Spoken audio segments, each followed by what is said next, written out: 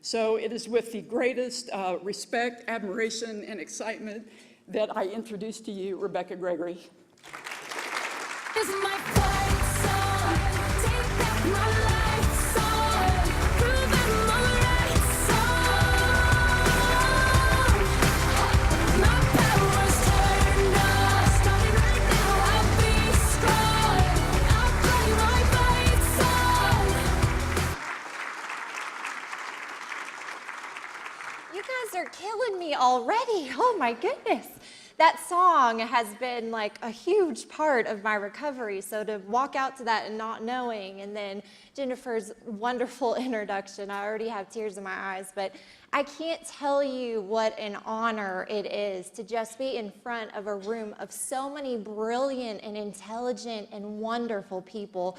You know, this weekend has been absolutely crazy, if I do say so. We got here on Thursday, and my poor husband got altitude sickness because we live in Texas, so altitude is apparently a really hard thing for us to deal with. Then our son Noah is with us. The next day, we find ourselves at the urgent care again because he has strep throat. Now, those are two crazy things a little bit, but if anyone has watched the news, you now know that Hurricane Harvey is destroying our wonderful city. So while we are here with you guys in Colorado, and we are so blessed to be, our poor 15-month-old daughter is back in Texas with my family. So my mom, true story, had my daughter, my 2.5-month nephew, my little sister, and her and the dog in our guest bathroom last night, hiding from the tornadoes. So that's life, right? That's life. And so while I'm standing up here in front of you today, it's interesting that all of that has happened this weekend, because that's exactly what I'm here to talk about, life. And sometimes, most times, we can't control what happens to us, but we can control how we deal with it and how we move forward. And so before we get started, I want to clear up one common misconception, because everyone always thinks, oh, Rebekah, she was at that marathon. And what they think was, I was running the Boston Marathon. But I hate to burst your bubble and be the bearer of bad news, but I was in fact not running the Boston Marathon. In fact, let me tell you what I was doing. I was on the sidelines eating chocolate-covered pretzels, wondering why anyone in their right mind would run 26.2 miles for fun. But I remember that weekend like it was yesterday, and we had such a great time. We were with a group of 9 people. We had caught a Red Sox game. It was my first time ever in the city of Boston. It was an on-a-whim trip from Texas, and it was my birthday weekend, my 26th birthday weekend. And so we had toured the city, and we had done all the touristy stuff, and we had packed up our hotel room, and we were ready to go home as soon as the marathon concluded. And I remember the excitement and the enthusiasm in the air that day. It was so contagious. And if you've never been to a marathon, I highly encourage you to go, because the training and everything that it takes those runners to get there in the first place is absolutely phenomenal. So I have no greater admiration and appreciation for people who train so hard to make that goal in their life happen. But it's funny because we were driving down the road the other day, and in the cars, the stickers on the back where everybody puts like 26.2 miles, 13 miles, and all of these miles that they've ran. Well, I saw this one that I had never seen before, and it said 0.0. And I said, that's my sticker. I need that sticker. And not only do I need that sticker, but I need a little stick figure from the other stickers that people put on their car, eating chocolate-covered pretzels right beside it, right? That's perfect. But, we started out our day extremely excited, ready to go, and I was with my 5-year-old son that day. And he was excited. And he was holding up his sign, and at first we went to the 17-mile marker. We were tracking our runner on an app on our phones, and it's hard to keep up in a marathon of that magnitude. There was 500,000 people, more people than I had ever seen in my entire life. And Noah kind of felt the same way, and we were, watching all these runners pass, and we saw our runner, and we held up our signs, but, I just didn't get it at the time. I didn't get why these people were running all these miles. And Noah, it was so funny because we had one of those like mother-son moments, because there was one guy that ran past him and proceeded to lose his breakfast right in front of Noah. And we had this look, like this mother-son look, like, what the heck is going on? I don't know, buddy, I don't know. But I remember that, and it was so amazing to be there at that 17-mile marker. And one person in our group decided that we needed to make our way closer to the finish line so that we could actually see our runner cross the finish. And so we started making our way through the crowd. Now, I cannot emphasize enough how difficult this was, not only for me to make my way through the crowd, but to have my son pulling on my clothes the entire time, telling me how bored he was and how much he was ready to go home. But what do you expect? He's 5 years old. I probably should have thought about that before I brought him to a marathon, but I didn't. And so I'm thinking in my head, okay, I've got to make sure that I do not lose track of Noah because I'm never going to find him in this crowd. And so we had gotten to the finish line, and we were in an awesome spot. I can't even emphasize enough how awesome this spot was. And so we were right there in the middle of the action. We were watching runner after runner cross, so excited, so thrilled at this goal that they had. They finally did it. Some people work years and years and years to qualify for the Boston Marathon. It's huge. And these people were living out their dream. And so we were so happy, and there was so much enthusiasm, and it was contagious in the air. And so that same spot, Noah was over it. Okay, as much happiness as there was, as much enthusiasm, he's like, Mom, I'm done. We need to leave now. And I said, Noah, and he's taking on my clothes, and I said, buddy, why don't you sit down in the rocks and play, or on my feet, and play in the rocks like you're a scientist? And there were no rocks, none whatsoever. This is asphalt, people, okay? But to a 5-year-old, that was a really cool thing to do. Oh yeah, I'm a scientist, I'm gonna play in the rocks. And so I set Noah down thinking that I could watch our runner pass, and then also I wouldn't lose Noah in this extreme crowd of people. And so Noah sat down on my feet with his back against my shins. And that is exactly where my 5-year-old little boy was when a bomb in a backpack went off 3 feet behind us. Now, this picture that you see to the right is one of the most iconic pictures of the Boston Marathon, and it's also a picture of my little 5-year-old boy. And it's hard for me to look at, even 4 years later. But at this point in my story, what I want you guys to know, and what I want you guys to take away, if you don't take anything else away from what I say today, I was 3 feet from a bomb at that marathon. My son was 3 feet away from that bomb at the marathon, and that same precious little boy in that picture is now going to celebrate his 10th birthday on Wednesday.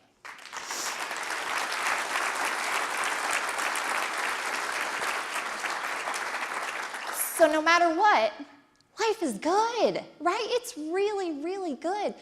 And the majority of us are not going to get blown up by a bomb at a marathon. But I can almost guarantee that every single person has had life blow up in their face one way or another. And it happens over and over and over again because there's so many things on a daily basis that cause us to lose sight of our joy and cause our life to get really hard. On April 15th, 2013, my life got extremely hard when 2 brothers brought 2 bombs to the Boston Marathon. And I had no idea what was happening and what was going on. And people make another common misconception. They think that everyone affected lost consciousness that day from the actual blast itself. I was one of those who didn't.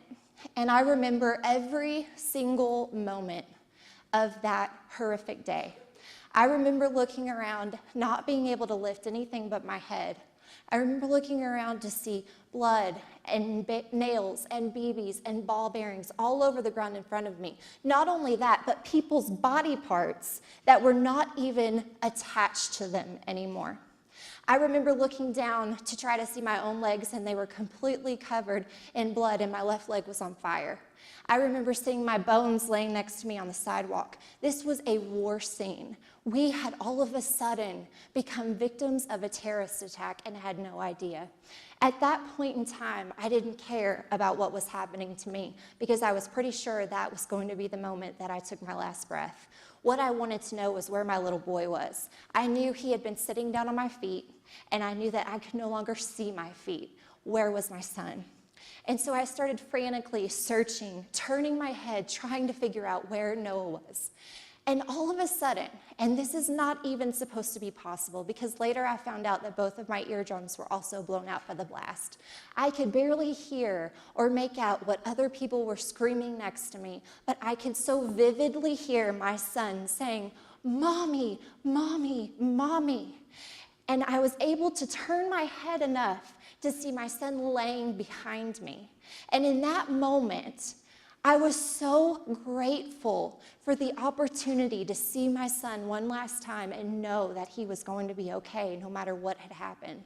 And I tried to reach my hand to him because my thinking was that if I could just pull him towards me, then I could at least grasp him in my arms and at least hold him a little while. And so I took my left hand and I reached up, and that was the first time I realized that my left hand, all of my bones were completely exposed and sticking out. Blood was dripping down my arm, and that was the moment in time I thought that I was for sure going to die. And I laid back and I said a prayer and I said, "Lord, if this is it, then take me, but please let Noah be okay." And one of the first responders, or a police officer, had picked Noah up, not even knowing that he was my child, not even knowing that he was even in our group, and they set him close enough to where I could now see he was no longer laying down, he was sitting up, and I could see the gash that he had on his leg, and I could see that he had a little bit of blood, but he had legs, he had arms, he was breathing, he was sitting, he was alive, and he was right then and there my miracle. My miracle.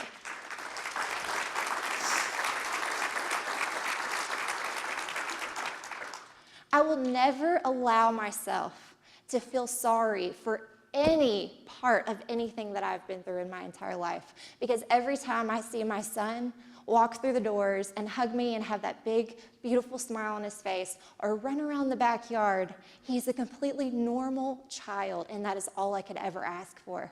Life is so hard sometimes, and my life got so unbelievably difficult that day. I woke up about a week later from a medically induced coma, and my mom was the first person that I saw. And I was trying to talk to her, and I couldn't figure out why my mom was there, how she had gotten from Texas to now Boston and found me.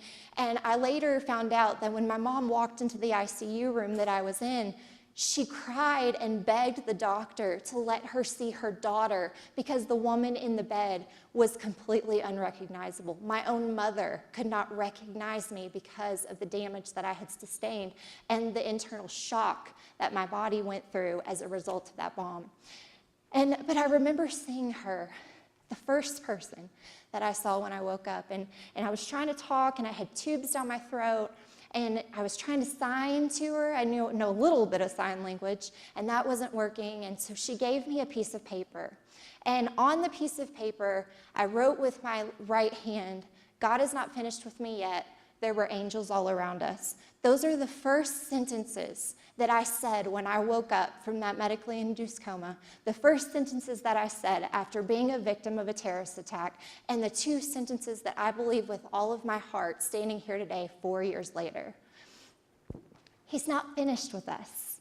And each and every person in this room, if you're going through something that's completely unimaginable, and if you were like me when I woke up staring at 4 blank walls in a Boston hospital, someplace that I had never been in my life, and all of a sudden I'm trying to figure out how to put the life I had back together. But if you're sitting here and you're doing that, no matter what your circumstances are, then there's a bigger plan for you too. Because I believe that we can always look at our problems. We can always look at the bad stuff that's going on. You know, I have hundreds of things running through my head as I'm talking right now because I'm worried about my daughter and I'm worried about my mom and everything else going on in Texas. But every single thing that we go through, our blessings will outweigh all of our problems every single time. And that is what I've learned. And so while life is hard and it gets harder, you keep your blessings in mind and it makes it a lot more bearable. Now, my life did not stop getting hard. And there was a huge decision that I had to make in result of that. And at first, doctors came into my room and they said, you know, Rebekah, things are good in one way and things are really bad in another. And we can save your hand, which was in jeopardy of being lost also. We can save your right leg. It's going to take numerous surgeries. We can, save the internal portion of you that has been damaged and everything else. But your left leg, on the other hand, is something that we don't know if is salvageable. And when I was laying in that bed and I was hearing the doctors, it's almost like you're laying there and you're in a dream, because a couple of days before this, I'm running around Boston like a typical tourist, and now all of a sudden, I'm having to make some very huge decisions that are going to impact the rest of my life.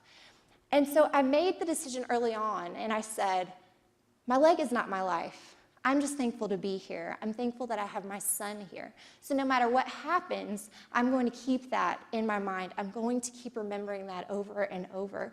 And the doctors at first did not want to take my left leg from me. They wanted to do a process called limb salvage.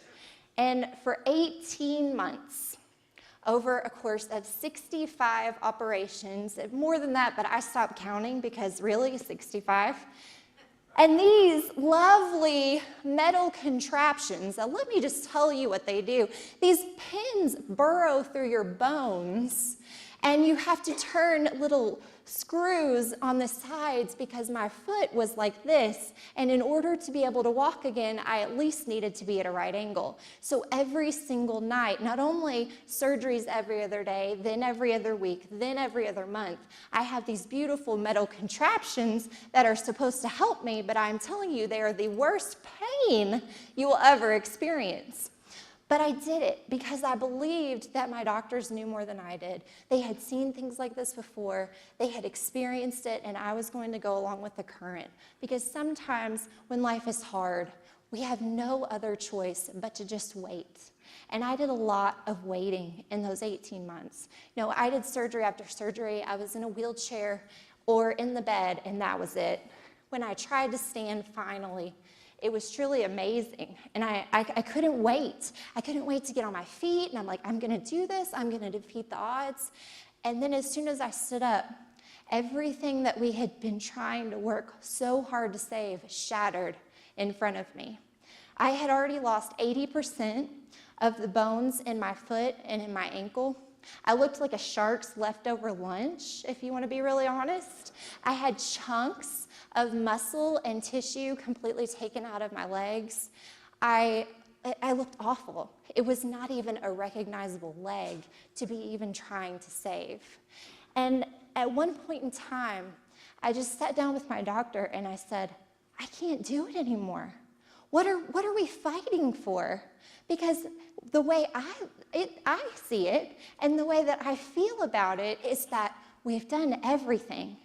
And I am living at 27 years old in a wheelchair. And I am on 37 different pain medications just to get me throughout the day. But I don't even know what I'm doing with my day because I'm just trying to survive right now. And so if I have a decision to make, It is going to be to cut out what is holding me back in life. Because when life is hard and it gets harder, those are the decisions that we have to make. And they're not always easy. And they're not always the things that we want to do. But I knew that for me and my personal quality of life, what I needed to do was cut out the one thing that was holding me back from everything that I wanted. And that was my left leg. And so I called it, you're not kidding, this thing is kind of funky today, right? Can you, oh, whoops. Sorry, he told me that the thing, whoops. All right. Bear with me. Okay, now, back to it. So I called it a bad boyfriend, and I needed to get it out of my life for good. So I did, in fact, write, "It's not you, it's me." And I had a breakup dinner, and I had one last pedicure, and I sent it out the door because that's what we do with those bad boyfriends, and that's what we do with those bad legs because we don't need them in our lives. And so, you guys are gonna think I'm crazy after this. But when I woke up from my surgery, a year and a half after this happened to me, and on November 10th of 2014, and I woke up with that missing limb, I was not sad. I was worried about how I would react afterwards, if I really was prepared and ready for this decision, ready for the decision to live the rest of my life as an amputee. And when I woke up, I had such peace in my heart about that decision that I was so happy that even though it felt like I was maybe taking a couple steps back by chopping off the thing that you take steps with, I was really moving forward because this was my time now, and I was taking back every single thing that those two brothers tried to take from me, and I was doing it with all of my heart. And you know, the interesting part that I've learned, because I feel like when I stand before people and I tell my story and I try to inspire and encourage, what I can't do is I can't tell you anything you don't know about yourself. But what I can try to do is remind you of what you already do know. And the amazing thing is that for 26 years of my life, I expected to put 2 feet on the ground. And I expected to go about my day and hit the snooze button like 13 times because let's be honest, I was running late all the time. I've gotten better about that. But I did that every single day. And so what I realized was I was not living my life. I was just surviving. I was in this constant routine of what I needed to do, and I forgot to really live in the moment and love everything. And so it was really interesting that it took this level and this magnitude of something to bring me back to reality. But man, I am so grateful for that, because now when I look down at my leg, I'm not ashamed of it.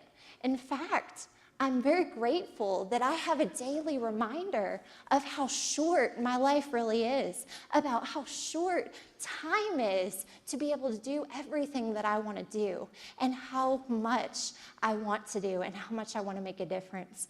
You know, there's one thing that I really have struggled with through this whole journey, and it's to be able to really talk and be vulnerable with people. You know, I have led a very interesting life, if you will. And, you know, 6 months before Boston, I got held up in a Walmart parking lot and robbed at gunpoint. And I thought that was going to be the highlight of things, but no, not even close.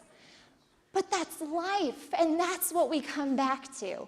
It's life, and life is not meant to be easy. And it says over and over, we will have trials, we will have tribulations, but that is what happens. But guess what? Through all of this, there are still so many blessings. And what I've learned more than anything is you have to laugh.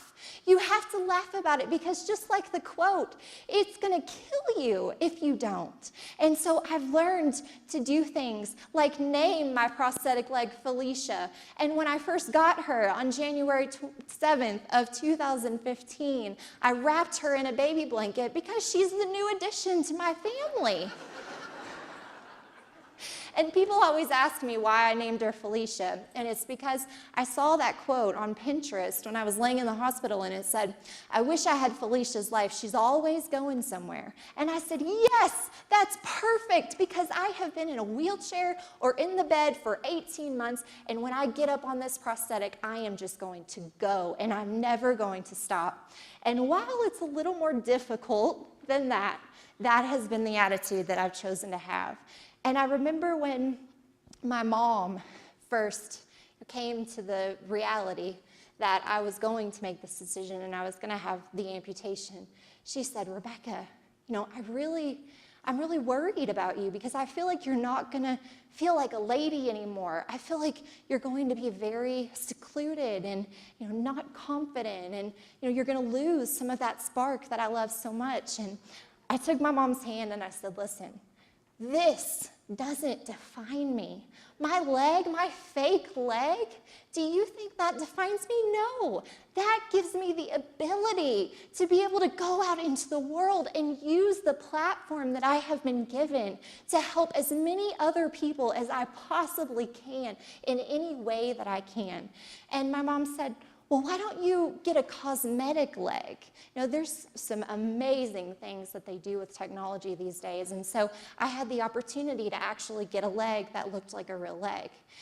And I said, part of me accepting this new part of my life, part of me accepting this new journey that I'm on, is to not get a cosmetic leg. In fact, I want to get a metal leg that looks like a robot. And I'm going to dress it up, and we're going to get our toes painted every 2 weeks, per usual. And I'm going to have fun with it, because this is the life that I have. And it may not be the life that I wanted or I expected for myself, but this is what I've been given, and I'm going to make the most of it. I'm going to, thank you.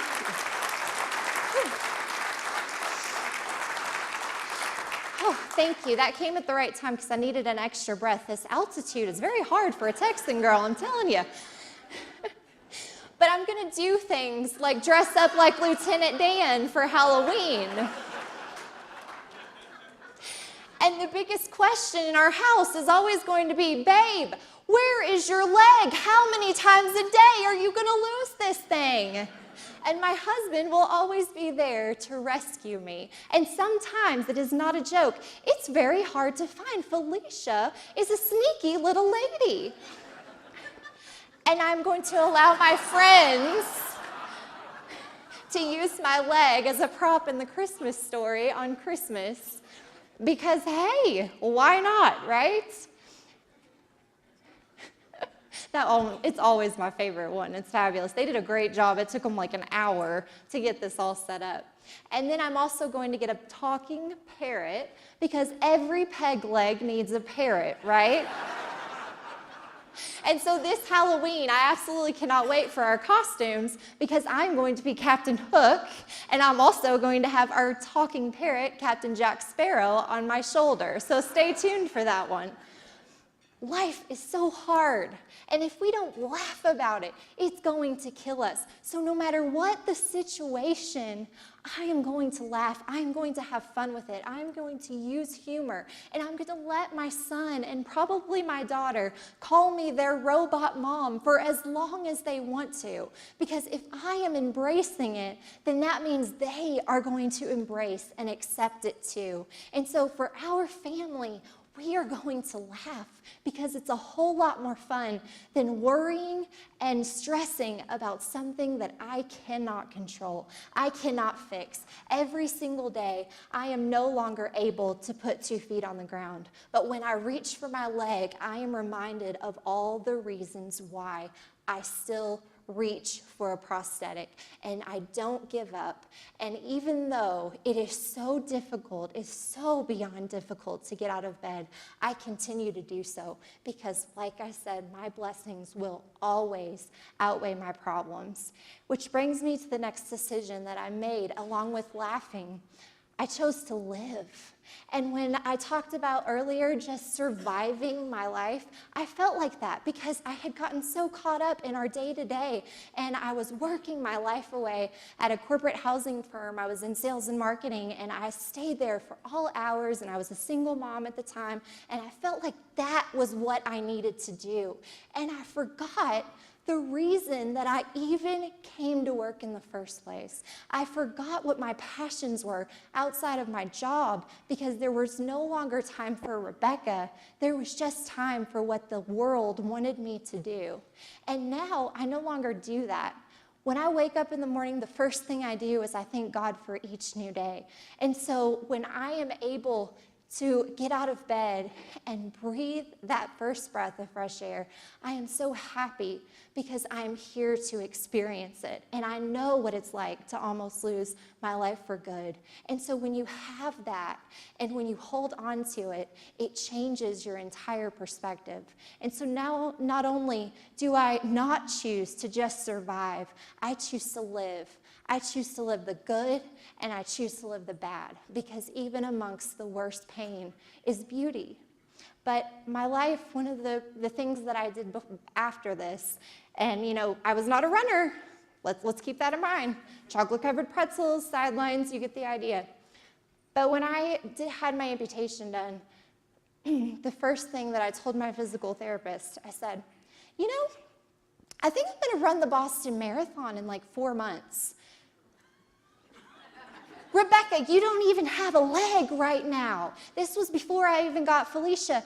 And she looked at me because, physical therapists, they want to tell you all of the great things that you're going to be able to do on this new leg when you finally get it. But there's a waiting period. So November, I had my amputation. January was when I got my leg. So this stint in between, I had to do a stint of rehab, and then also I was working out at the gym.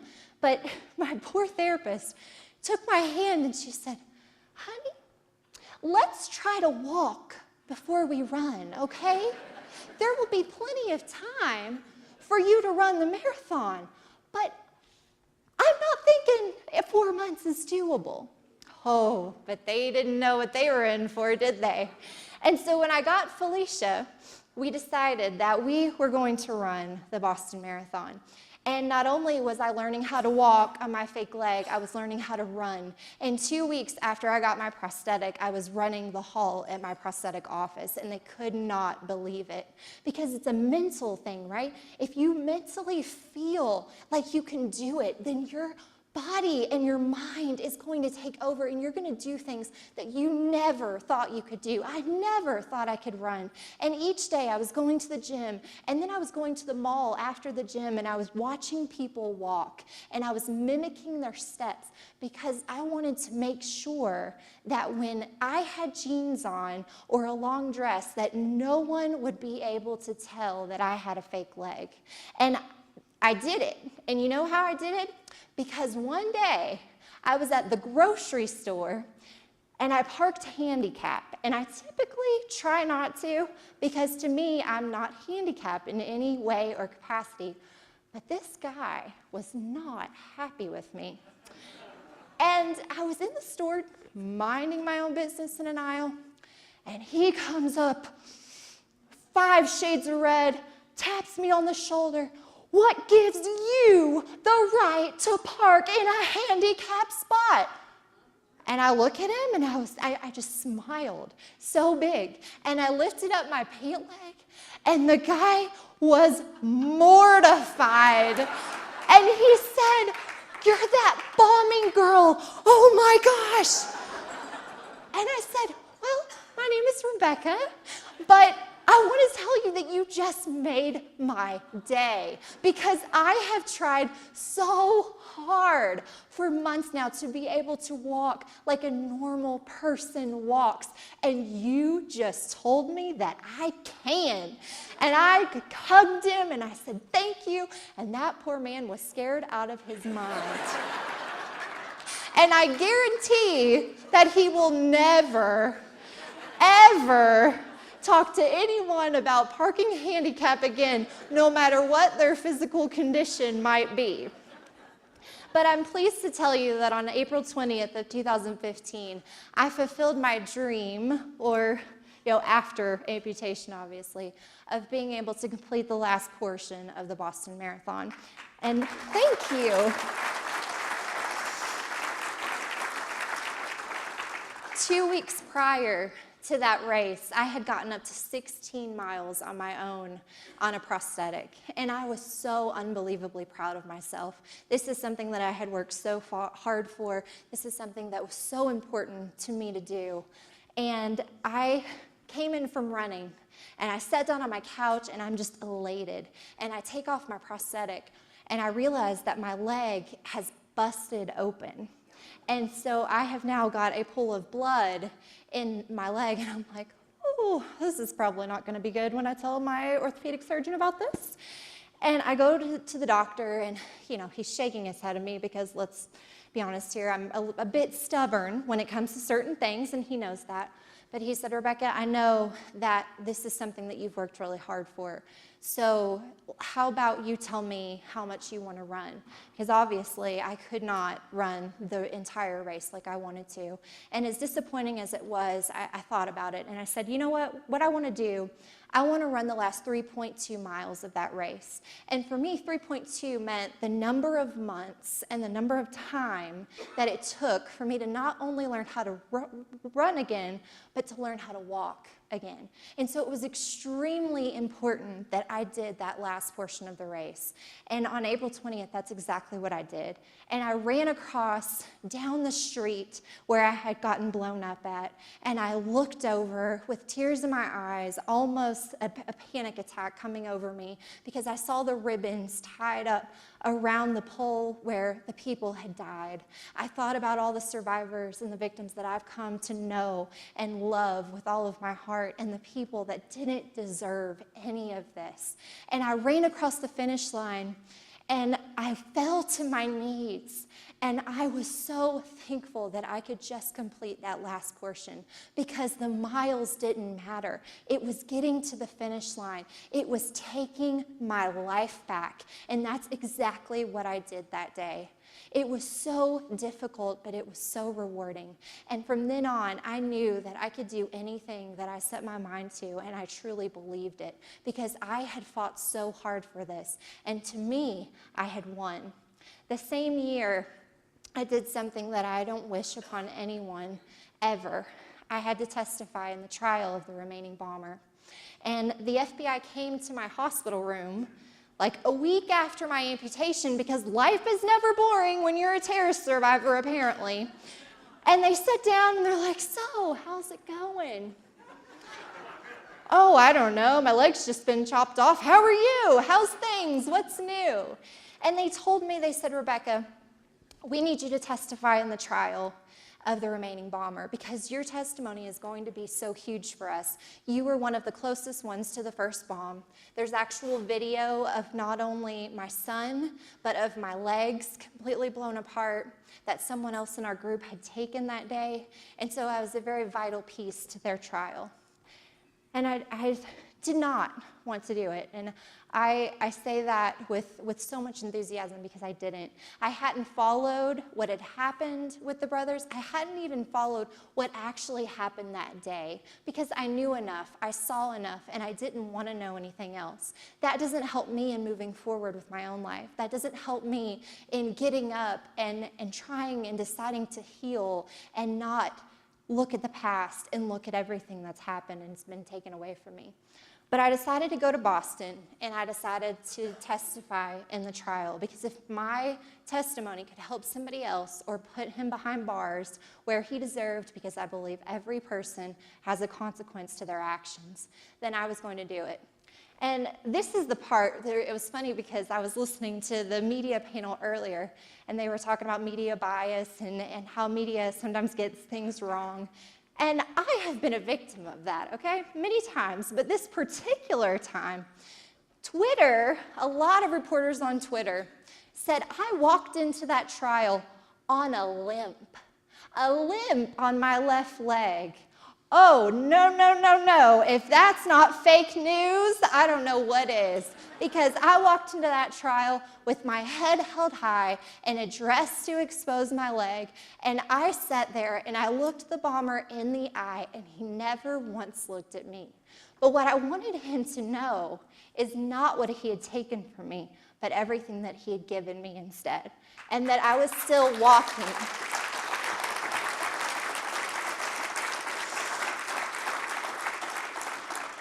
I was still walking, I was still living my life, and I was still blessed to be there. Now, the testimony was difficult. I had to walk through pictures. I had to see the video for the first time. And I had to learn about so many things that I had no idea until that day. And I wanted to be there. I wanted to be there for the other survivors. And I'm glad that I did it. But what I'm most glad about is the fact that I got to go back. And the U.S. attorney called me and said, "We would like you to make a victim impact statement." And I had to look up what a victim impact statement really entailed, because I've never been a part of a federal trial before. But when I looked it up and I realized that what they wanted me to do was explain to the judge who was on the case, and explain to the courtroom what had happened to me and all of my injuries I sustained and everything that essentially was stuff that I didn't want to talk about. I told the U.S. attorney, I said, "I will make a victim impact statement, but it will be unlike any other one that you've heard." And I handed it in, and he put his hand on his face when he first talked to me, because I got to see it in person, which was awesome. And he said, "Well, you're going last." And I said, "Okay." So 21 people got up before me, and I was the last one. And I got up and I looked at the bomber again, and this time he looked at me. And I never looked down. I never glanced. I never wavered. And for someone who has spent my whole life caring about what other people think, worried about making everyone else happy, I stood up for everything that I had been through from that day on. And I said, I was asked to give a victim impact statement today, but in order to do that, I would have to be someone's victim. And I'm definitely not yours, and I'm definitely not your brother's.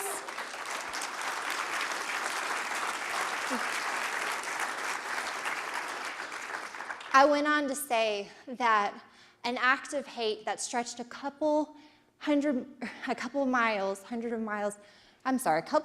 feet. Goodness gracious, this altitude, I'm telling you what. One act of hate that stretched a couple hundred feet. I've seen an act of love that stretched hundreds of thousands of miles. I have seen so much compassion, so much love from so many people that had no idea who I was as a result of this. And I told him that no one is going to remember his name. No one was going to remember his brother's name. What they were going to remember was everyone that was impacted by this, what they went on to do. There are so many incredible people and so many things that have come out of such a horrific situation. And that's what happens in life. The good will always prevail. And isn't that right? There's so much terrible stuff going on in the world. There are so many scary things. And for me, as a victim of a terrorist attack, but not a victim, a survivor of one, sometimes it's so hard to even walk outside of my house. I am terrified to leave. Or if I see an unattended backpack at the airport, or even a backpack at all, it brings everything back. Sometimes I have nightmares several times out of the week where I'm waking up screaming and sweating, thinking someone's going to try to kill me. That is the reality of life after this happens to us. But I can stand on the stage before you today and I can tell you that I still, out of everything, believe that there is more good in this world than bad. And what I know now is I want to be a part of that good in every single way possible. And so that was a huge turning point in my life, because I was able to pick up another piece that those bombers took from me, and I was able to piece another part of my life back. In 2015, it was such a big year for me. So many incredible things happened, bad things happened, but one of the most amazing, and still to this day, is that I got to marry my college sweetheart 10 years later after reconnecting. And so when I say live, thank you. When I say live, I mean the good and the bad. My same college sweetheart that I hadn't seen in 10 years, and over one dinner, we decided to get married 4 months later on a beach in Jamaica. I'll let you hear that story later. You'll have to buy the book. It's pretty incredible. But, he is the person that pushes me in my wheelchair almost on a daily basis. He is the person that, yes, finds my leg for me on a daily basis. But he's also that person that wakes up in the middle of the night and rubs my back and tells me that everything's going to be okay. He's that person that on a day where I'm scared to leave the house, he's right there beside me. And I am so thankful for that, because out of all the bad stuff, there's always going to be good. And that's what I have learned. These chapters in our lives, it's just that. They're chapters. And one day, that chapter is going to move on to a new one. And so maybe you're in a chapter right now that's terrible and you just went out of it. But when you least expect it, something beautiful is going to happen. And that next chapter may be the most unbelievable chapter of your entire life. I know that it was for me. A couple months after we got married, I found out that I was expecting a baby. And I was so elated and excited at this news, because in Boston, one of the things that they told me was based on my internal injuries that I would never be able to have another baby again. And this was crushing to me. The one thing that I've always wanted to do was give Noah a sibling, a sister or a brother. And it was very hard news to take in, but they had told me right after everything happened. So at that point in time, I had no desire to have a child anyway, so it was perfectly okay. But we ended up getting pregnant despite the odds, and our daughter came a few months too early and scared the living daylights out of us. And my poor husband, who experiences everything with me on a daily basis, was told in the hospital that he was not only at risk of losing his daughter, but his wife too. That weekend, because of the injuries in Boston, I almost did not make it out of there. I had a placenta abruption and other complications, and the longer that they kept our daughter Riley in, the sicker that I was getting. But amazing things happen just when you think that things are at the absolute worst. And not only did I survive that weekend, but after a summer in the NICU of incredible doctors and our daughter being on a ventilator and having such an uncertain life, here she is today. 15 months and absolutely beautiful.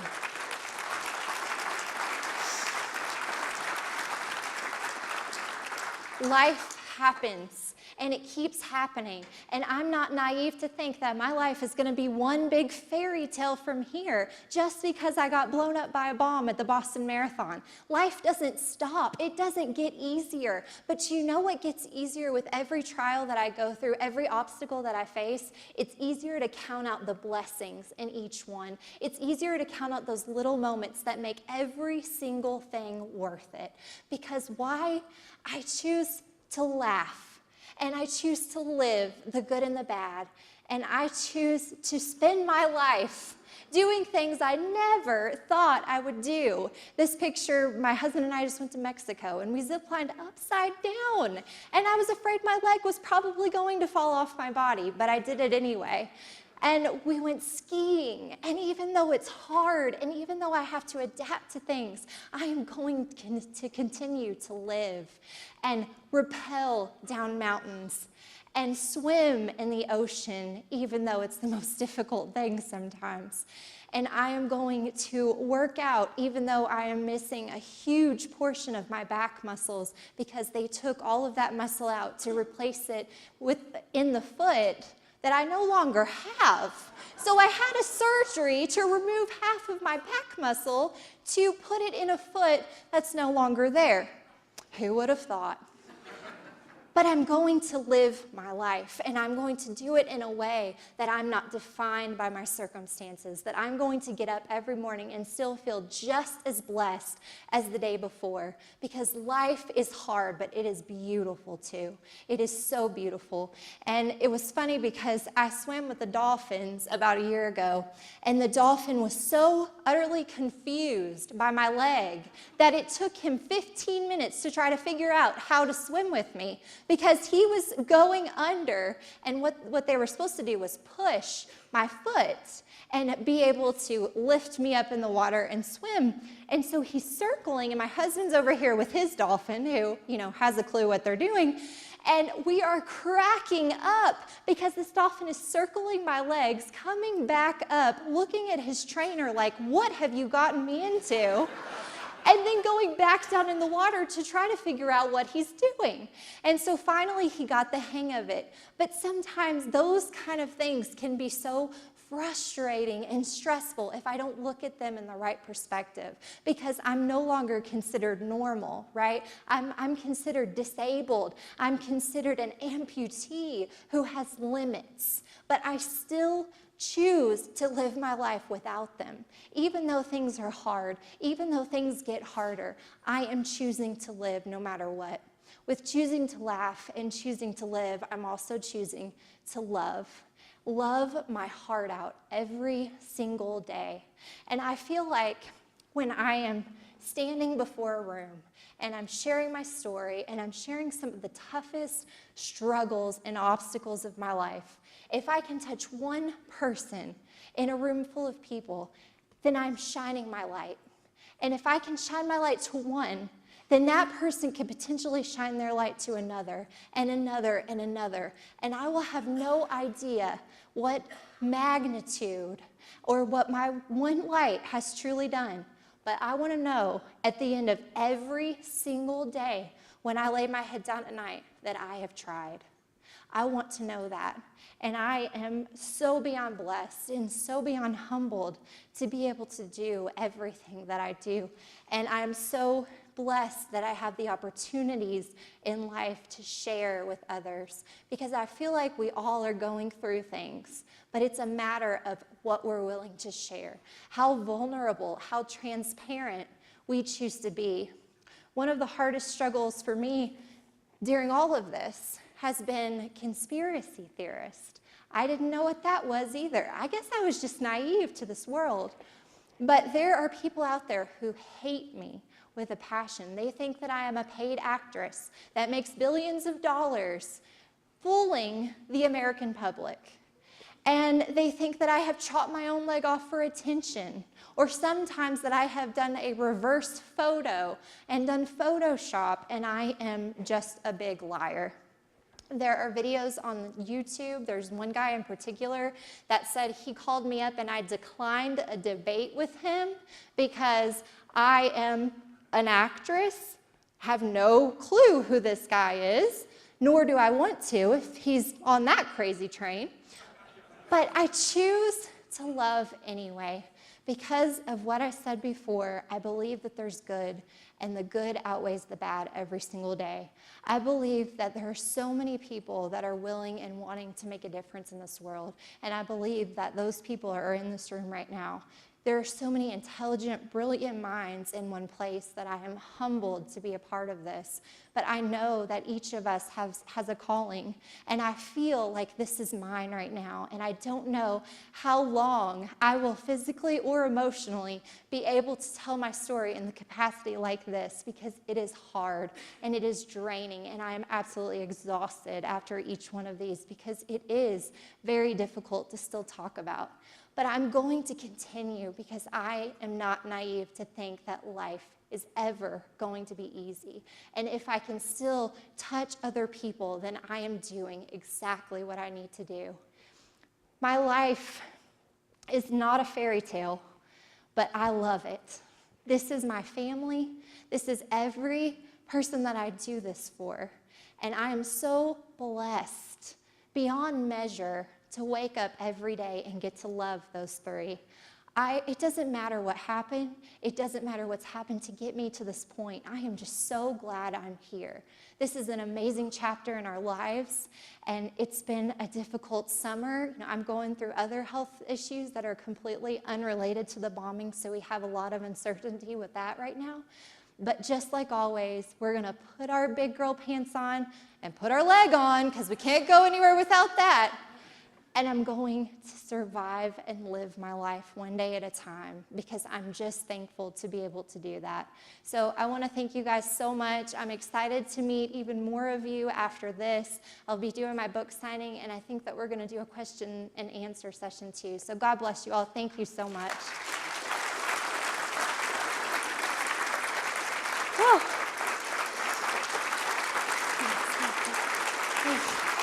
Oh, you're making me cry again.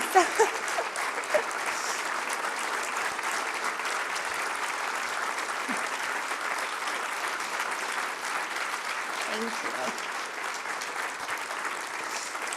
Whew.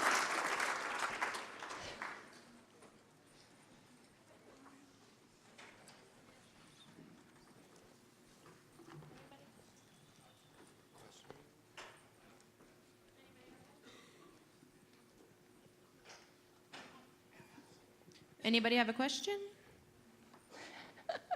Raise your hand. No?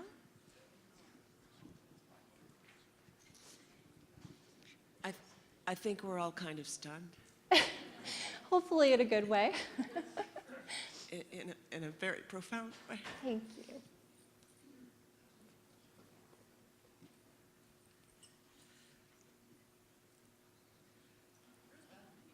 I'm worse. Talk about the role that faith played in your recovery. If I didn't have faith to lean on, if I didn't believe every day that there was a bigger plan for my life, then I would not be able to stand before you today and talk about anything. Because faith is the only thing that's gotten me through this. If you look at the journey and you look at the process and the recovery, I see miracles in everything. My son was sitting on my feet that day. There's no reason other than God is not finished with him. Is he still here? I took everything in the back of my legs, but why was Noah sitting down? Why did I make that decision? 2 weeks into my hospital stay, I developed osteomyelitis that not only almost took one leg, but took two. And I went into an exploratory surgery, and the doctor said, when I came out of it, I thought I was going to be missing at least one leg, and he said, the osteomyelitis is gone. It's gone. An infection that almost took over my entire body was miraculously gone. And then I look and I see Chris, my husband, and I'm gonna cry now for sure, because Chris and I dated in college, and we went our separate ways when my sister got sick and had to have open heart surgery. And so I moved back home, and being 18, we just didn't keep in touch. And Chris came to Houston on a business trip from Kentucky. We're both from Kentucky, and I saw it on Facebook one day that he was getting together with one of his best friends that happened to be one of my friends in college that now lived in Texas. And over that dinner, Chris and I decided to spend our lives together, no matter what had happened up to that point. So I feel like faith, I can't tell my story without my faith because it's all over it. The unexplained, the miracles, the things that we see every day. That's how I know that there's something else out there. I guess over here. Oh. Hi, my Hi. name's Greg. Really, thank you for sharing your inspiring story Thank with you. everyone here. I can't imagine how much courage that takes to get up there on stage to do that. I think I'm going to ask what everyone is wanting or to ask here. How many, and I guess what are they, Halloween costumes do you have planned out so far in the future? Well, I was a shark attack victim last year, and my daughter Riley was the shark, so that was pretty funny. Every year we try to do something fun. It's fun for the kids, and Riley doesn't quite understand yet. And it's really funny because she's just now gotten to the age where she looks at my leg and she's like, one of these things are not like the other. And so she'll tap on my right foot, and then she'll tap on my left and have this look of confusion on her face. And then she'll carry my prosthetic around the house sometimes or put her toys in it. And so it's really funny, but Halloween is just a fun thing for us, and we just try to incorporate as much humor as possible. So be on the lookout for Captain Hook. Hi, I'm Karen. Your limb is well named because, Felicia is from the Latin Felix, Felicius, which is happiness. So, I did not know that. That's fantastic. my husband is a 9/11 survivor. Did you suffer any survivor's guilt Survivor's guilt is one of the hardest things, and when I looked at the first scene from the first bomb, there was a lady that was not far away from me that lost her life that day. And then you think about, you know, the little boy, Martin Richards, and I look at that and I think, why is Noah here, and why is he not anymore? And Lindsay Lou and Sean Collier, and you know, it's devastating, because as happy as I am to be alive, I'm wondering why those people can't be. And so it's a thing every single day. And how I've chosen to deal with it in the best way I can is just to live my life to honor theirs. And so everything that I try to do, the good that I try to bring in the world, and you know, the difference that I try to make is because of them, and that they can't do it anymore. But their legacies are living on, and you know, there's so much being done in their honor, and it's amazing to see. But survivor's guilt, I think, will always be something that I have to carry. We got one in the back. I have two questions for you. One's probably not appropriate. But the first one is the role of mentors and role models in your life to help you adopt the attitude that you have to deal with this. And the second is, when you got married, did you wear a garter, and what leg did you wear it on? That's awesome. I've never been asked that before. Oh. I don't even know how to answer the first question now, because that's all I'm thinking about. The role of mentors, and I've had so many unbelievable people that I have been in contact with and interaction, and friends and family over the last 4 years, and that's what I'm talking about when I've seen the hearts and souls of so many. And from my family, you know, I grew up with an amazing mom who instilled faith in me in an early age. But it was very hard, because I had an abusive father, and he was an evangelist who went around the world preaching, but then he would come home and abuse my mom and also me. And so, you know, I learned what was true and what wasn't. But luckily, my mom has always been my support system. And I have just had incredible friends, incredible doctors, nurses. Two of the nurses that were in Boston with me, my day nurse, my night nurse, they are now two of my best friends that travel back and forth to Texas to see me often. And they were there for my amputation. They were there, you know, for the birth of my daughter. And I think they came and visited afterwards, right? But they've been in every single big event since then. And so that's really incredible. And I look back at all the people that I've met and all the people that I've come to know and love. And, you know, it's one more thing that gives it a purpose. And that's just one more blessing. So I don't think I could have gotten through without those people too. And now my husband, I can't say it enough, he's pretty incredible. And he's really cute too, so that helps. But, and the garter, what leg did I did wear it on my right leg. Okay, I was like, I don't remember, but man, I should have worn it on my left. Such a disappointment. Anybody else? Over here on your right. Yes. Hi, my name is Marie, and from Hollywood, Florida. And you're very inspiring to all of us. Thank I mean, you. Yeah.